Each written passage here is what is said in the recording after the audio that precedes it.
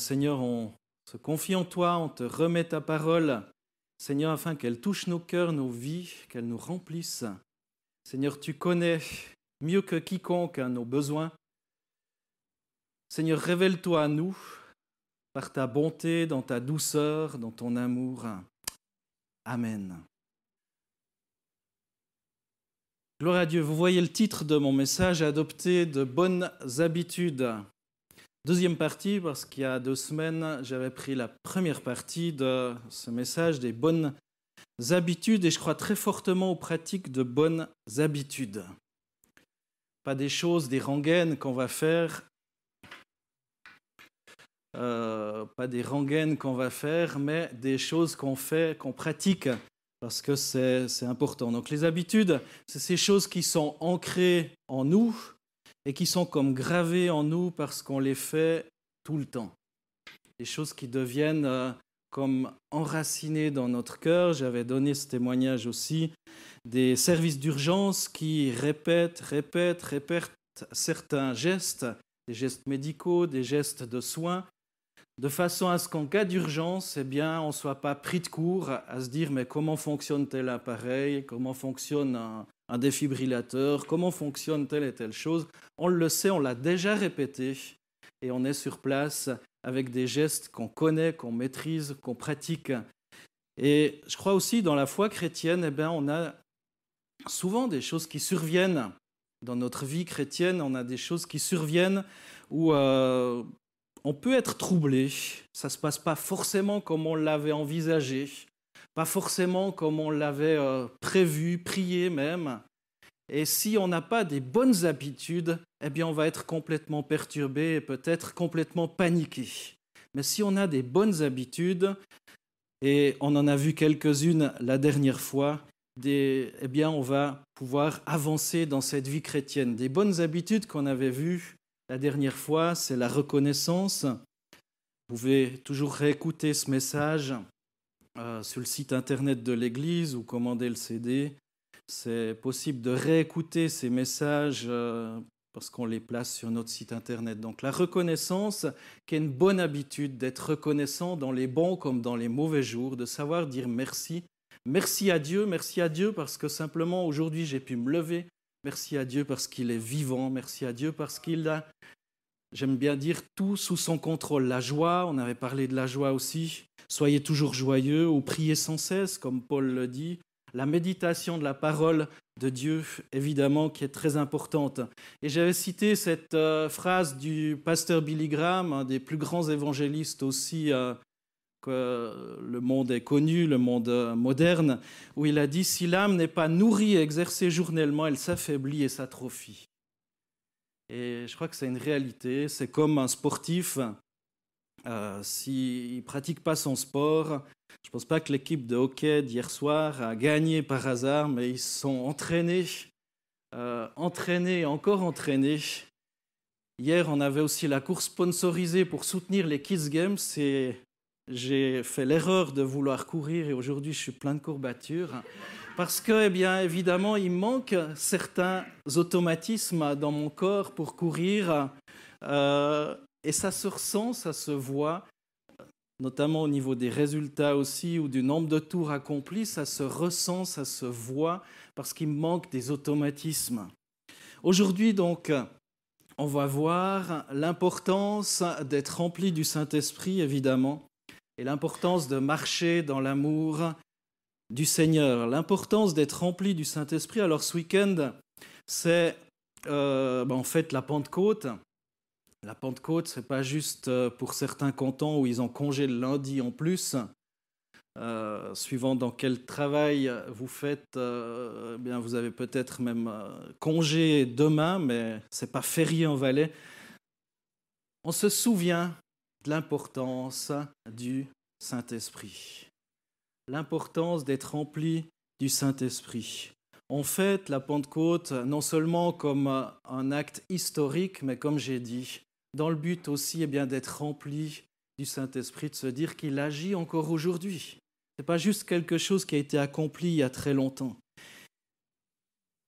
Dans Genèse 1, verset 1 à 2, il est écrit « Au commencement, Dieu créa les cieux et la terre. La terre était informe et vide, il y avait des ténèbres à la surface de l'abîme, et l'Esprit de Dieu se mouvait au-dessus des eaux. » Est-ce que l'Esprit est en mouvement dans votre vie aujourd'hui? Est-ce que l'Esprit de Dieu est vivant dans votre cœur, dans votre vie, ou est-ce que c'est juste une réalité historique? Est-ce que, comme lors de la création, au tout début, il est dit que l'Esprit de Dieu se mouvait au-dessus des eaux, mais je crois qu'aujourd'hui, l'Esprit ne veut pas se mouvoir juste au-dessus de votre vie, mais agir en vous. Et on va le voir au travers du développement qui suit. Aujourd'hui encore, le même Esprit qui se mouvait au-dessus des eaux, au commencement du monde, veut se mouvoir dans votre vie. On va voir une petite vidéo qui décrit un petit peu l'action du Saint-Esprit, sa venue. Et j'aime bien ces vidéos parce que ça illustre de façon concrète, pratique, ça vous reste aussi dans vos cœurs. Regardez ça et je reviens très vite. Au commencement, il y avait Dieu. La terre était vide, informe, sombre, et l'Esprit de Dieu planait au-dessus des eaux. Et Dieu dit, « Que la lumière soit. » Il y eut un jour, suivi d'un soir. Avec chaque nouveau jour, il venait une nouvelle création, de vastes océans, un ciel encore plus vaste, la terre verte et luxuriante. L'Esprit de Dieu, l'Esprit créateur, a tiré du chaos le cosmos. Du désordre, l'ordre, de la confusion, l'harmonie et des choses difformes, la beauté. Le cosmos, les galaxies, le soleil, la lune et chaque étoile, les créatures de toute forme et grandeur qui nagent, volent et parcourent la terre. Dieu créa ensuite l'homme et la femme à son image et leur insuffla la vie. Et Dieu envoya son esprit sur son peuple élu pour le diriger, pour lui conférer des dons dans un temps et un but déterminé afin d'accomplir l'œuvre de Dieu sur la terre. Dieu envoya son esprit sur un homme appelé Betsaléel. Il lui donna une capacité de créativité et de savoir artistique pour fabriquer et former des métaux précieux et des diamants pour en faire de l'art, et une maison pour l'Éternel. L'Esprit de Dieu vint sur Gédéon, un homme faible et craintif, afin qu'il devienne un brave guerrier pour sauver le peuple de Dieu. Samson fut fait prisonnier, mais Dieu envoya son esprit pour lui donner une force extraordinaire et le libérer de ses liens. L'Esprit de l'Éternel s'empara de lui. Les cordes qu'il avait au bras devinrent comme du lin brûlé par le feu et ses liens tombèrent de ses mains. Dieu remplit d'autres hommes de son esprit pour la prophétie, afin qu'il parle en son nom pour donner une direction et une espérance à son peuple. L'Esprit vint sur Ésaïe, afin qu'il apporte une bonne nouvelle d'espérance. L'Esprit du Seigneur, l'Éternel, est sur moi, car l'Éternel m'a donné l'onction. Il m'a envoyé pour porter de bonnes nouvelles à ceux qui sont humiliés, pour panser ceux qui ont le cœur brisé, pour proclamer aux captifs leur libération et aux prisonniers leur élargissement. Sur Ézéchiel, je vous donnerai un cœur nouveau, et je mettrai en vous un esprit nouveau. J'ôterai de votre chair le cœur de pierre, et je vous donnerai un cœur de chair. Je mettrai mon esprit en vous, et je ferai que vous suiviez mes prescriptions, et que vous observiez et pratiquiez mes ordonnances. Par le prophète Joël, nous apprenons à qui cette promesse est destinée et comment elle se réalisera. Je répandrai mon esprit sur toute chair. Vos fils et vos filles prophétiseront. Vos anciens auront des songes, et vos jeunes gens des visions, même sur les serviteurs et les servantes. En ces jours-là, je répandrai mon esprit. Dieu a promis qu'il ferait quelque chose de nouveau. Non seulement pour des personnes en particulier, en des temps précis et pour des tâches déterminées, mais pour tout le monde. Toute personne, peu importe sa situation, son âge, son genre, son origine ethnique ou sa nation. Ensuite, à la naissance de Jésus, c'est comme si une trompette sonnait. Toutes les personnes liées à la naissance de Jésus furent remplies du Saint-Esprit. Marie, la mère de Jésus, Élisabeth, la cousine de Marie, Jean-Baptiste et Jésus à son baptême. Le Saint-Esprit descendit sur lui sous une forme corporelle. Rempli du Saint-Esprit, il se mit à enseigner, guérir les malades, libérer les captifs et guérir ceux qui avaient le cœur brisé. Ce qui arrive souvent dans l'Ancien Testament d'une manière physique se produit dans le Nouveau d'une manière spirituelle. Comme il fut donné à Betsaléel la capacité de concevoir et diriger le temple, le Saint-Esprit apporte toujours de nouvelles choses dans notre vie. De nouvelles attitudes, de nouveaux désirs, de nouveaux moyens d'adorer, de nouveaux chants. Peu importe ce que vous faites dans votre travail, l'Esprit de Dieu veut vous remplir d'adresse, de compétences et de créativité. Comme Gédéon, Dieu se sert de gens qui se sentent faibles, inadéquats et mal outillés. Tout comme l'Esprit de Dieu donna à Samson la force physique pour se libérer de ses liens, aujourd'hui, le Saint-Esprit nous procure la liberté pour nous libérer des habitudes, des addictions et des choses qui gardent les gens spirituellement liés. Le conseiller, qui aide, qui donne, qui dirige. Le Saint-Esprit adoucit nos cœurs. Il prend nos cœurs de pierre et les remplace par des cœurs de chair. Le Saint-Esprit qui nous aide à nous libérer de nos mauvaises habitudes forme aussi en nous un désir d'aimer les autres et d'aider les nécessiteux, les pauvres, ceux qui ont le cœur brisé et les captifs. L'expérience du Saint-Esprit n'est pas seulement ressentie, mais elle donne le pouvoir de changer les choses dans le monde. Il peut vous utiliser. Le Saint-Esprit peut vous utiliser. Et là où le Saint-Esprit agit, il se passe des choses. Il y a des choses qui changent, qui agissent. On peut aimer alors qu'on n'était pas forcément porté à aimer les autres. On peut être délivré de certains travers aussi. On peut agir. Le Saint-Esprit est tellement important, l'importance du Saint-Esprit dans vos vies, dans ma vie. Et lorsque le Saint-Esprit agit, il y a différentes choses qui peuvent se passer. Déjà, la voix du Père va pouvoir se faire entendre. La lumière peut jaillir dans vos ténèbres et un jour nouveau va se lever sur votre vie. Et c'est ces points-là qu'on va voir brièvement. La voix du Père peut se faire entendre dans votre cœur comme à Jésus. Dans Luc 3, versets 21 à 22, il est écrit « Tandis que tout le peuple se faisait baptiser, Jésus fut aussi baptisé. Et pendant qu'il priait, le ciel s'ouvrit et l'Esprit Saint descendit sur lui sous une forme corporelle comme une colombe. Et il vint une voix du ciel « Tu es mon Fils bien-aimé, objet de mon affection. » Comment entendre la voix du Père, la voix de Dieu? Comment comprendre la parole de Jésus-Christ sans la manifestation du Saint-Esprit dans vos cœurs, dans vos vies? Comme le Saint-Esprit a révélé de la part du Père à Jésus, tu es mon Fils bien-aimé, objet de mon affection. Lorsque le Saint-Esprit agit dans une vie, dans un cœur, on peut déjà ressentir cet amour merveilleux dans nos cœurs, dans nos vies. Soyez remplis du Saint-Esprit. Deuxième chose qui se passe lorsque le Saint-Esprit agit, la voix du Père se fait entendre de nouveau et cette voix va vous donner une direction, va vous guider. Dans Actes 16, 8 à 10, il est écrit « Ils traversèrent donc la Mysie », donc il est parlé de l'apôtre Paul et des personnes qui l'accompagnaient. Ils traversèrent donc la Mysie et descendirent au port de Troas. Là, Paul eut une vision au cours de la nuit. Un Macédonien se tenait devant lui et le suppliait « Viens en Macédoine et secours-nous ». À la suite de cette vision de Paul, nous avons aussitôt cherché à nous rendre en Macédoine, car nous avions la certitude que Dieu lui-même nous appelait à y prêcher la bonne nouvelle. L'apôtre Paul n'était pas quelqu'un qui voyageait tout seul. Il n'était pas quelqu'un qui disait « J'ai eu une vision et je pars comme ça, tête baissée », mais c'est dit dans ce texte que nous avons aussitôt cherché à nous rendre en Macédoine. Cette parole a été confirmée par les différentes personnes qui étaient avec lui. Les autres personnes ont entendu avec lui l'injonction du Saint-Esprit à se rendre dans cette contrée, à annoncer la parole de Dieu.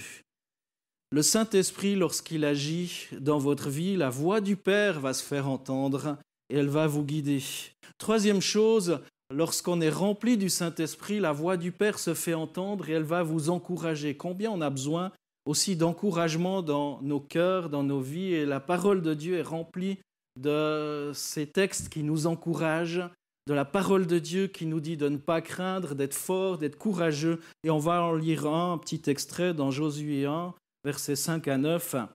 « Nul ne tiendra devant toi. » C'est Dieu qui parle à Josué. « Nul ne tiendra devant toi tous les jours de ta vie. Je suis avec toi comme je l'étais avec Moïse. Je ne te délaisserai pas, je ne t'abandonnerai pas. » Au verset 7, « Seulement fortifie-toi et bon courage en observant et en mettant en pratique toute la loi que t'a prescrite Moïse, mon serviteur. Ne t'en détourne ni à droite ni à gauche, afin de réussir partout où tu iras. Ce livre de la loi ne s'éloignera pas de ta bouche. Tu y méditeras jour et nuit pour observer et mettre en pratique tout ce qui est écrit. Car c'est alors que tu mèneras à bien tes entreprises, c'est alors que tu réussiras. Ne t'ai-je pas donné cet ordre ? Fortifie-toi et prends courage. Ne t'effraie pas et ne t'épouvante pas, car l'Éternel, ton Dieu, est avec toi partout où tu iras. » On avait vu la dernière fois l'importance aussi d'être ancré, enraciné dans la parole de Dieu. Et là, c'est ce qui est rappelé dans ce texte aussi. Tu méditeras jour et nuit ce livre de la loi, la parole de Dieu, ce livre de la loi ne s'éloignera pas de ta bouche. Tu y méditeras jour et nuit. Avec cette promesse aussi, ne t'ai-je pas donné cet ordre, fortifie-toi et prends courage. Ne t'effraie pas et ne t'épouvante pas, car l'Éternel ton Dieu est avec toi partout où tu iras. Si l'on est guidé par le Saint-Esprit, évidemment, on ne va pas aller n'importe où, faire n'importe quoi et n'importe comment. On va être dans le plan de Dieu. Ce texte ne nous dit pas « fais n'importe quoi, mais de toute façon Dieu est avec toi ». Ce n'est pas ça que Dieu est en train de dire à Josué, parce qu'on pourrait mal le comprendre. Mais lorsqu'on est guidé par le Saint-Esprit, eh bien, on va être dans son plan et marcher sur son chemin. Si vous mettez volontairement votre vie en danger, que vous prenez des risques, ce texte n'est pas là pour dire de toute façon, ne crains pas, Dieu est avec toi. On a cette sagesse de marcher, d'être guidé. Dieu nous guide, la parole de Dieu nous guide, la parole de Dieu nous encourage, la voix du Père nous guide et nous encourage. Lorsqu'on est rempli du Saint-Esprit aussi, la lumière peut jaillir dans nos ténèbres. La voix du Père se fait entendre, on l'a entendu, avec différents effets, mais la lumière aussi jaillira dans vos ténèbres. Et dans Genèse 1, verset 3, on l'a vu aussi dans cette vidéo, Dieu dit que la lumière soit et la lumière fut. Lorsque la lumière arrive, des choses se passent, les ténèbres s'en vont. Peut-être que vous vous êtes réveillé, oppressé, ce matin, comme environné par des ténèbres, par des soucis, par des tracas, des fardeaux, des douleurs.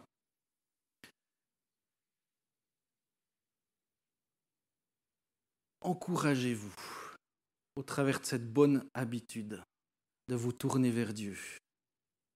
Tournez-vous sans tarder vers la parole de Dieu, qui est là pour vous encourager. On parle des bonnes habitudes. Lorsqu'on est tracassé, lorsqu'on est perdu, lorsqu'on a un souci, vers qui on va se tourner? Naturellement vers la personne qui est la plus chère à nos cœurs. Lorsqu'un petit enfant s'est blessé, généralement est tombé par terre, vers qui il va courir en premier? Soit vers papa, soit vers maman.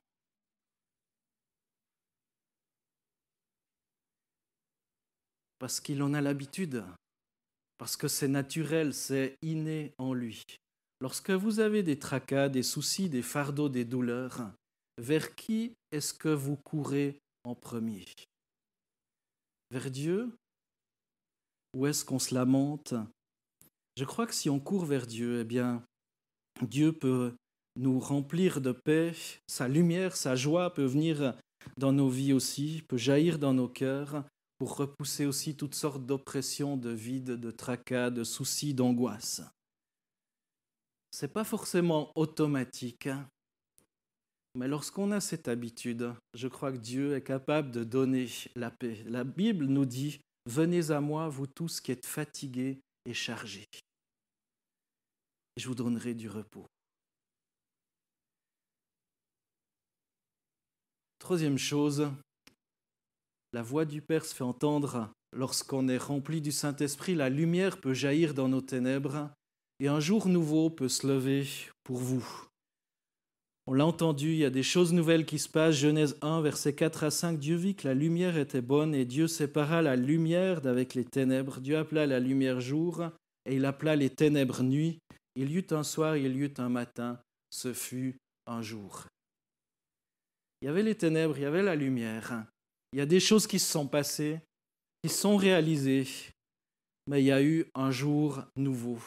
Un jour nouveau, comment ça s'est passé? Dans quel rythme ça s'est passé? Peu m'importe.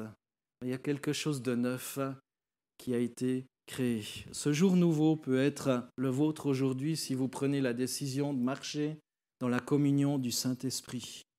Pas juste comme un fait historique, où un jour vous vous souvenez que Dieu a touché votre cœur, que Dieu l'a rempli de sa présence, mais est-ce que Dieu touche encore votre cœur aujourd'hui? Est-ce que la voix du Père se fait encore entendre dans vos cœurs aujourd'hui? Est-ce que la lumière est encore capable de jaillir au sein même de vos ténèbres, de vos tracas, de vos soucis? Est-ce que vous croyez aujourd'hui encore que le Saint-Esprit peut produire un jour nouveau? Dans ce que vous vivez aujourd'hui même, est-ce qu'il peut y avoir un avant et un après, dans le sens positif du terme? Lisons Ephésiens 5, 18 à 21. L'apôtre Paul commande ceci de très intéressant: « Ne vous enivrez pas de vin, cela vous conduirait à une vie de désordre, mais laissez-vous constamment remplir par l'Esprit. » Laissez-vous constamment remplir par l'Esprit. C'est un mouvement, c'est quelque chose qui se produit, qui se répète. Souvent dans nos milieux, on a l'habitude de dire: est-ce que tu es baptisé du Saint-Esprit? Ça peut être une bonne question, mais en même temps, c'est une très mauvaise question. Parce que ça peut être un fait historique d'il y a 30 ans en arrière, d'il y a 20 ans en arrière, voire même d'il y a 5 ans en arrière, mais est-ce qu'aujourd'hui encore, le Saint-Esprit agit? Ne vous enivrez pas de vin, ça vous conduira à une vie de désordre, mais laissez-vous constamment remplir par l'Esprit. Ainsi, vous vous encouragerez mutuellement par le chant de psaumes, d'hymnes et de cantiques inspirés par l'Esprit. Vous louerez le Seigneur de tout votre cœur par vos chants et vos psaumes. À tout moment et pour toute chose, vous remercierez Dieu le Père au nom de notre Seigneur Jésus-Christ. Et par respect pour le Christ, vous vous soumettrez les uns aux autres. On a là un commandement, être constamment rempli du Saint-Esprit. C'est le privilège que tout enfant de Dieu peut réclamer à son Père. C'est un état indispensable pour demeurer en Christ, garder ses commandements, porter beaucoup de fruits. Soyez constamment remplis du Saint-Esprit. Soyez dans ce mouvement du Saint-Esprit. Ce commandement s'adresse à tout croyant et la promesse de Dieu, sa puissance, sa plénitude est véritablement à la hauteur de l'ordre donné. Souvenons-nous en fait que lorsque Paul transmet aux Éphésiens le commandement d'être remplis de l'Esprit, ils avaient déjà reçu l'Esprit et la source était en eux. Ils l'avaient déjà reçu. Ce n'était pas quelque chose de neuf où Paul leur disait « ouais, il y a un truc nouveau que vous devez vivre ». Non, ils avaient déjà reçu le Saint-Esprit. La source était déjà en eux. Mais Jésus a dit dans un autre texte, dans Jean 7, verset 38, « Celui qui croit en moi, des fleuves d'eau vive couleront de son sein, comme dit l'Écriture. » Des fleuves d'eau vive, quelque chose qui se renouvelle. Vous avez déjà vu le Rhône s'arrêter? Tout à coup, il s'arrête là. Comme le Jourdain, il s'est arrêté il y a un moment donné lorsqu'il devait le traverser. Ça s'est passé, mais est-ce que le Rhône s'est déjà arrêté? Ce serait difficile. Je plains ceux qui sont en amont. Ils risquent d'être un petit peu inondés, les pieds dans l'eau. Jésus va dire « Celui qui croit en moi, des fleuves d'eau vive couleront de son sein. » Ça ne s'arrête pas. Des fleuves qui coulent. Un fleuve ne peut pas s'arrêter. Si vous croyez en Dieu, si vous êtes remplis du Saint-Esprit, des fleuves d'eau vive sont appelés à couler. Des fleuves de vie. Et pour que la source au-dedans de nous puisse jaillir et se répandre au dehors, il faut qu'elle soit sans cesse alimentée par Jésus. Évidemment, si l'alimentation cesse, si le glacier du Rhône n'existe plus, qu'il n'y a plus de glaciers partout, qu'il n'y a plus de neige, qu'il n'y a plus de pluie, le Rhône va être sec, va s'arrêter. C'est la même chose lorsqu'on n'est plus rempli du Saint-Esprit, lorsqu'on ne lit plus la parole de Dieu, lorsqu'on se laisse sécher, qu'il n'y a plus rien qui amène de l'eau dans notre vie. Eh bien finalement c'est sec et ça ne va plus couler. C'est ça. Celui qui croit en moi, des fleuves d'eau vive couleront de son sein, comme dit l'Écriture. Un fleuve qui, comme le Rhône, est appelé à jamais s'arrêter. À jamais s'arrêter. Alors laissons-nous remplir cette présence de Jésus, de la présence du Saint-Esprit. C'est en lui que se trouve la source de vie. Et c'est par une foi simple en Jésus, dans une communion continuelle avec lui, que ce baptême de l'Esprit va commencer, va continuer, va se renouveler et même qu'il va déborder. Soyez remplis de l'Esprit, c'est le devoir, le privilège de tout croyant. Mais avant de parler de cette nécessité de plénitude, Paul avait pris soin de recommander aux Éphésiens de se séparer de ce qui ferait obstacle à la plénitude en eux. Dans Éphésiens 4,30, Paul recommande de ne pas attrister le Saint-Esprit. Éphésiens 4,30 jusqu'au chapitre 5, verset 4, c'est peut-être écrit en petit. J'ai mis dans une autre couleur certaines choses dont j'aimerais attirer notre attention. N'attristez pas le Saint-Esprit de Dieu par lequel vous avez été scellés pour le jour de la rédemption. N'attristez pas. Comme quoi on pourrait l'attrister, semble-t-il. Que toute amertume, toute animosité, toute colère, toute clameur, toute calomnie, toute espèce de méchanceté disparaissent du milieu de vous. Soyez bons les uns envers les autres, compatissants, vous pardonnant réciproquement, comme Dieu vous a pardonné en Christ. C'est ce qu'on fait tous les jours, n'est-ce pas? Devenez donc les imitateurs de Dieu, comme des enfants bien-aimés, et marchez dans l'amour à l'exemple de Christ, qui nous a aimés, qui s'est livré lui-même à Dieu, pour nous comme une offrande et un sacrifice de bonne odeur. Que la débauche, ni aucune impureté, ni la cupidité ne soient pas même nommées parmi vous, ainsi qu'il convient à des saints, qu'on n'entende ni paroles grossières, ni propos insensés ou équivoques, choses qui sont contraires à la bienséance, qu'on entende plutôt des actions de grâce. Tout cela n'est possible qu'en se laissant remplir par le Saint-Esprit. Remplir pas une fois, comme un fait historique, mais comme Paul le dit, soyez continuellement remplis du Saint-Esprit. Une autre bonne habitude, c'est de marcher dans l'amour. Éphésiens 5, qu'on vient de lire, l'apôtre Paul va dire « Devenez donc les imitateurs de Dieu comme des enfants bien-aimés et marchez dans l'amour à l'exemple de Christ qui nous a aimés et qui s'est livré lui-même à Dieu pour nous comme une offrande et un sacrifice de bonne odeur. » Un chrétien efficace adopte de bonnes habitudes car il a développé l'habitude de marcher dans l'amour. Pourquoi est-ce qu'on peut marcher dans l'amour ? Eh bien parce qu'on est des imitateurs de Dieu comme des enfants bien-aimés. C'est pour ça. Quoi que ce soit qu'on fasse ou qu'on nous fasse, on ne va pas chercher à rendre le mal pour le mal, mais le bien pour le mal. Vous pouvez lire ça dans Romains 12, 21 par exemple. On a décidé, si on marche dans l'amour, de marcher dans l'amour, coûte que coûte. On sait que dans le royaume de Dieu, ce n'est pas la loi du plus fort qui prévaut, mais la loi de l'amour. On choisit de vivre de telle manière à devoir rien à personne, si ce n'est d'aimer les autres, parce que celui qui aime a accompli la loi. Romains 13, 8, ne devez rien à personne, si ce n'est de vous aimer les uns les autres, car celui qui aime les autres a accompli la loi. La marche dans l'amour n'est pas toujours facile, surtout lorsqu'on subit des injustices. Mais qu'on ne se trompe pas, tôt ou tard, on réalisera qu'en fin de compte, ce n'est pas contre nous, mais contre Dieu que les gens se dressent. Et un jour, c'est à Dieu lui-même qu'ils devront rendre des comptes.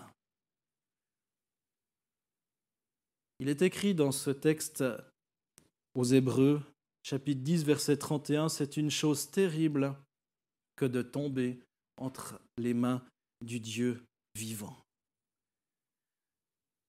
Alors on ne doit pas se réjouir de ce qu'un jour les méchants seront châtiés. Ce n'est pas ça que je suis en train de dire ce matin. Bien entendu que non. Mais de savoir que c'est à Dieu qu'appartient la vengeance et la rétribution. Ce n'est pas à nous. C'est pas à nous.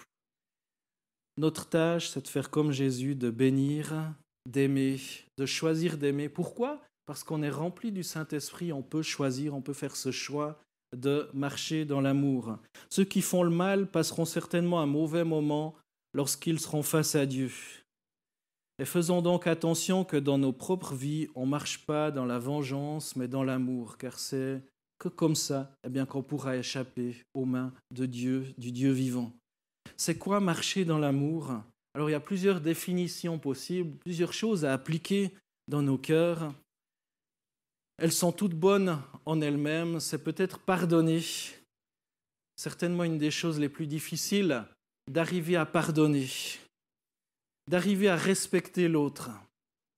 Même si peut-être à nos yeux il n'est pas respectable, mais de le respecter quand même, parce qu'il est une créature de Dieu. Et c'est Dieu qui l'a créé, même s'il n'honore pas le Seigneur, de le respecter, de protéger aussi, prendre soin de ceux qui nous entourent, protéger la communion fraternelle aussi, prendre soin, aimer, et comme Jésus l'a fait, penser d'abord aux autres. Très souvent, on a une foi égocentrique, centrée sur nous-mêmes. On vient pour se faire du bien, pour être pardonné, pour être guéri, pour être ceci, pour être cela. Et on oublie de marcher à l'image de notre Seigneur qui lui-même a pardonné, s'est donné, a guéri les autres, n'a pas regardé à sa fatigue, mais était capable aussi d'aller un peu plus loin, sous l'injonction de son Père. Dieu est amour et il vit en nous, et puisque l'amour de Dieu a été versé dans nos cœurs avec le Saint-Esprit, quand on est né de nouveau, on peut marcher selon sa volonté. Ça veut dire que la nature de Dieu, de par sa nature, Dieu est amour et il nous invite à marcher comme lui a marché. Si cet amour réside en nous, naturellement on va marcher aussi dans l'amour. Être un chrétien qui adopte la bonne attitude de ne plus marcher selon le style de vie qu'il avait avant de connaître Jésus. Être quelqu'un qui marche avec un style de vie renouvelé, avec l'amour de Dieu dans son cœur. Alors on a vu au travers de ces deux messages différentes choses. La reconnaissance, l'importance d'être reconnaissant, l'importance de cultiver la joie aussi, soyez toujours joyeux. Pas être joyeux pour le mal qui nous arrive, mais joyeux de ce qu'on peut se confier dans le Seigneur. La prière, la méditation de la parole de Dieu, c'est toutes ces bonnes habitudes qu'on est appelé à cultiver. Soyez continuellement remplis, renouvelés dans le Saint-Esprit. Pas juste une fois ou lorsqu'il y a un bon groupe de louanges, que ça bouge, on va être rempli du Saint-Esprit, mais le lundi matin, c'est déjà fini. Soyez continuellement remplis du Saint-Esprit. Ça, c'est une bonne habitude de dire le matin en se réveillant, viens dans mon cœur, viens dans ma vie, Seigneur.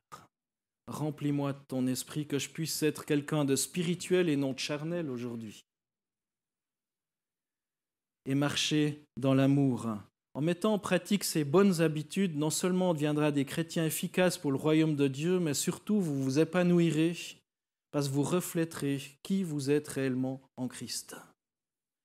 Vous manifesterez la vraie nature de Christ qui vient du profond de votre cœur. Développez ces habitudes et vous verrez le monde autour de vous changer parce que vous-même vous aurez changé. On peut se lamenter toute notre vie de ce monde qui va mal. On peut se lamenter toute notre vie de tout ce que les autres font de faux. Peut-être de notre Église, dans quel état elle est, ou des gens qui ne viennent pas pour ceci, pour cela, des gens qui ne viennent pas pour la prière. On peut se lamenter toute notre vie ou on peut choisir de nous-mêmes faire ces choses-là, venir, être quelqu'un qui relève aussi le bon autour de nous, qui encourage, qui bénit. Le monde va changer parce que nos yeux vont changer. D'autres choses changeront parce que vous aurez décidé de prendre votre vie en main, de ne pas vous laisser balloter par toutes sortes de distractions, mais vous choisissez de faire sortir le meilleur de vous-même. Et lorsque l'Esprit de Dieu agit en nous, il nous conduit aussi dans la sanctification. Dans la sanctification, dans la pureté. Et tout cela, ces bonnes habitudes vont nous conduire de plus en plus à ressentir l'amour, la présence, la joie du Père. La prochaine fois, une des prochaines fois, ce ne sera pas dimanche prochain, mais dans 3 semaines, on verra l'importance de vivre le royaume de Dieu et l'importance d'être attaché à une église locale. Ce sera les 2 dernières habitudes qu'on traitera ensemble, 2 dernières bonnes habitudes qu'on traitera ensemble. Après, on passera à un autre thème. Mais l'importance de vivre ce royaume de Dieu, l'importance d'être attaché à une église locale, ça fait partie de ces bonnes habitudes que j'aimerais rajouter à la suite de ces 6 que j'ai essayé de développer. Maintenant, on peut parler du Saint-Esprit, on peut parler de reconnaissance, on peut parler de joie, on peut parler de méditation de la parole de Dieu, on peut parler de toutes ces choses, mais je suis bien conscient que si la Bible, Jésus, l'apôtre Paul, les disciples nous exhortent à pratiquer ces choses, à être remplis du Saint-Esprit, c'est que ce n'est pas forcément inné et facile à mettre en pratique. Ce n'est pas facile pour moi tous les jours, c'est certainement pas facile pour vous tous les jours, et on a besoin de recevoir cette portion de grâce sur nos cœurs, sur nos vies. Si vous vous ressentez dans cette difficulté, moi j'aimerais prier pour vous ce matin, vous bénir, vous encourager. Ce n'est pas parce que vous êtes un mauvais chrétien, ce n'est pas parce que vous êtes à côté de la plaque, pas parce que vous êtes quelqu'un de moins spirituel que votre frère ou votre sœur, parce que vous ne savez pas ce qui se passe dans le cœur de votre frère ou de votre sœur. Peut-être qu'en apparence tout baigne, il a l'air d'être très spirituel, mais à l'intérieur il y a peut-être une certaine forme de sécheresse. La source est peut-être un petit peu tarie. Ce qui est important, ce n'est pas de regarder les apparences à côté de vous, mais vous-même ce matin. Est-ce que vous êtes dans ce continuellement rempli du Saint-Esprit? Et pour celles et ceux pour qui c'est difficile, j'aimerais prier. Ou même si vous vous rendez compte, mais c'est bien, mais peut mieux faire.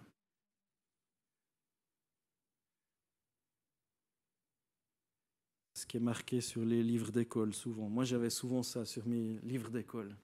C'est bien, mais peut mieux faire. Et je crois qu'avec Dieu, on peut encore mieux. Est-ce que votre soif, elle est grande de vivre la présence de Dieu? Je vous invite à fermer vos yeux. Simplement, si vous voulez qu'on prie pour vous, levez-vous à votre place.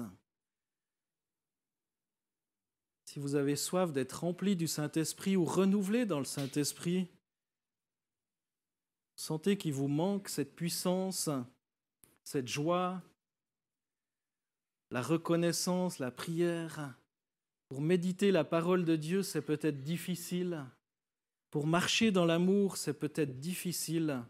Levez-vous à votre place. Et j'aimerais simplement invoquer la bénédiction du Seigneur dans vos cœurs, dans vos vies. Seigneur Jésus, tu vois mes frères et sœurs, et je me lève avec eux ce matin. Seigneur, toi seul sonde les cœurs et les pensées. Viens Saint-Esprit. Viens Saint-Esprit, ranimer la source, qu'une source d'eau vive puisse jaillir de leur cœur, de leur vie, de leurs pensées. Seigneur, qu'ils soient renouvelés en toi, qu'ils soient fortifiés en toi, Jésus, qu'ils soient encouragés, Seigneur. Ce matin, tu ne veux pas écraser quiconque, Tu ne veux pas accuser quiconque. Seigneur, mais tu veux encourager, relever, bénir. Souffle par ton esprit, Jésus. Souffle, Saint-Esprit, dans nos cœurs, qu'on puisse ressentir l'amour du Père. Seigneur, que ceux qui ont peut-être jamais ressenti ton amour, eh bien, puissent ce matin ressentir ton amour, parce qu'il est fort, il est grand, il est majestueux. Je ressens très fort ce matin, eh bien, que Dieu veut se faire connaître d'une façon particulière à plusieurs personnes. Dieu veut te faire ressentir son amour ce matin. Ouvre ton cœur. Invite-le. Invite-le dans ta vie. Invite-le dans ton cœur, parce qu'il veut venir dans ta vie, dans ton cœur, déverser cet amour si puissant. Parce qu'il est un Dieu de grâce. Et il t'aime. Il t'aime parce que tu es son enfant, son fils, sa fille.